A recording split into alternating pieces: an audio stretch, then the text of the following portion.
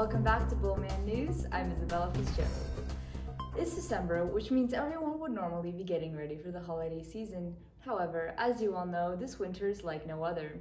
This, of course, is because of last February's Supreme Court case, which ruled in favor of the prohibition of Christmas. Since then, references to the holiday have been banned on campus, and celebrations could be met with detention. Here's Ryan Sangavi with an advocate against this controversial ruling, Max Hall, Class 2.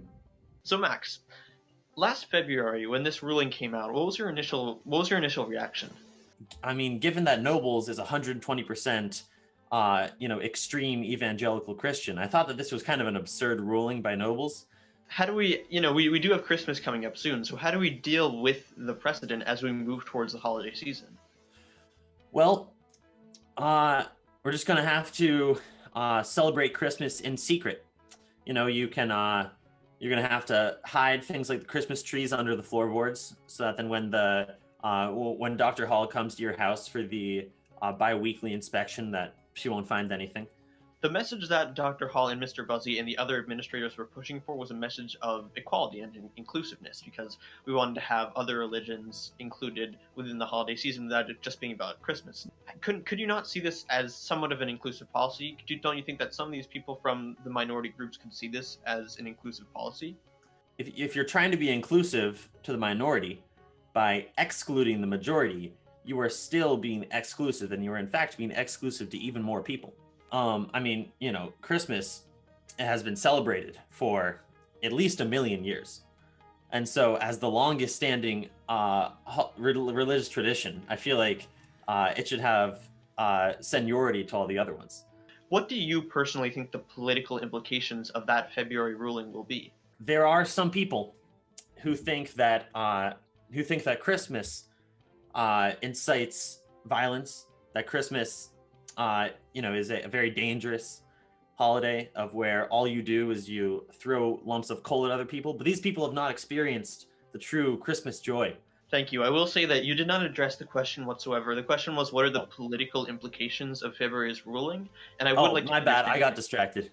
As a closing statement, I'd just like to say that I'd like to speak directly to Dr. Hall that first, you stole my last name. Now, you stole Christmas. I will not stand for this. Thank you, Max. Best wishes. Now let's hear from Lola, an expert on this issue. Now, Lola, I have a question for you. We've seen a lot of political division in the last few months especially. This ruling essentially just adds to that in a lot of people's opinions. What political divisions do you think will be sown as a result of this ruling, in your opinion? Eloquently said, as always. Now let's hear a different perspective from Harrison Delgoff, Class 3. Harrison, last February, what was your initial reaction to this ruling by the administration?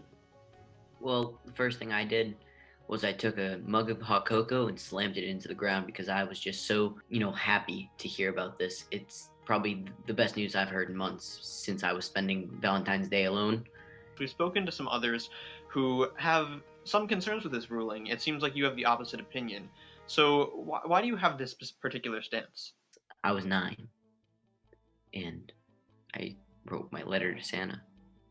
I'm so sorry. All I wanted that year was a Rubik's Cube, right? It was the toy all the little kids wanted. And what do I get?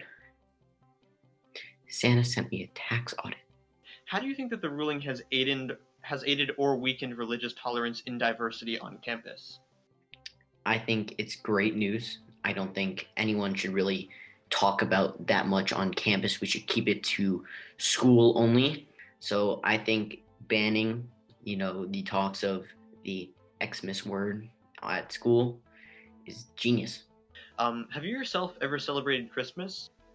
Yes, I have. I'm so sorry to report so. I've changed my ways. And also, what's the impact that this ruling has had that you've noticed on those closest to you, friends and family? He who shall not be named, he didn't get my dad a present one year because he's practiced Judaism, and I thought that was incredibly wrong. So I feel like that affected him emotionally. And as we approach the holiday season with this ruling in consideration, what message do you have for the administrators? I mean, bravo. A plus job, guys. We did it. Christmas is no more. Thank you, Ryan and Harrison. That was very insightful. Well, there you have it, folks. It appears that not much has changed since last February. Stay tuned next for a 19-hour compilation of students crying and to find out whether wearing the bulldog mascot makes you a furry.